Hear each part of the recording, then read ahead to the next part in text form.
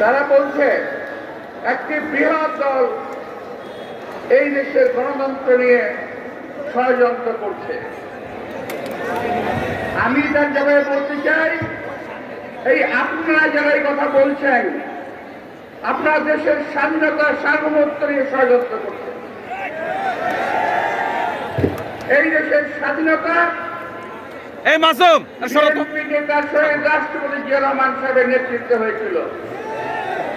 আজকে 7ই নভেম্বর আপনারা তাকে সেই দিনটিকে অশ্রদ্ধা জানিয়েছেন। এই দিন নিয়ে কোনো কথা বলছেন না, বলছেন একটি বৃহৎ দল ষড়যন্ত্র করছে।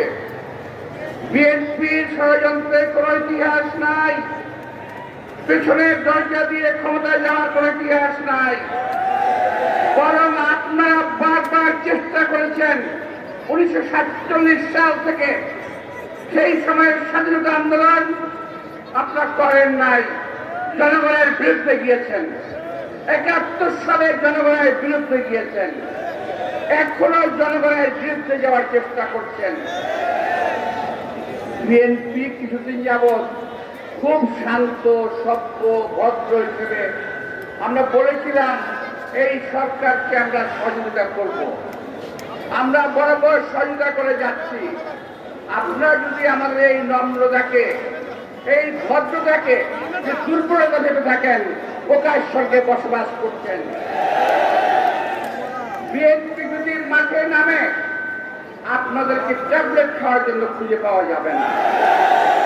আমরা বলে দিচ্ছি, আমরা হুঁশিয়ার করে দিচ্ছি, ষড়যন্ত্র থেকে সাবধান থাকেন।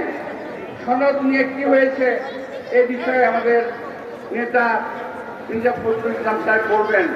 আমি বললে সময় নষ্ট হবে, আমি বলতে চাই না। অনেকে লম্বা লম্বা কথা বলছে সনদ নিয়ে, আমরা বারবার এটাকে মানতে চেয়েছি, কিন্তু আপনারা একটা না একটা খুঁত ধরছেন এবং এটাকে নষ্ট করার চেষ্টা করছেন। এই সমস্ত অপকর্ম বাদ দেন। বিগত দিনের ইতিহাস থেকে দেখে নিন, আপনার ক্ষমা চান, এখনো সময় আছে। জাতিকে আর বিভ্রান্ত করার চেষ্টা করবেন না। আপনাদের সবাইকে আন্তরিক ধন্যবাদ।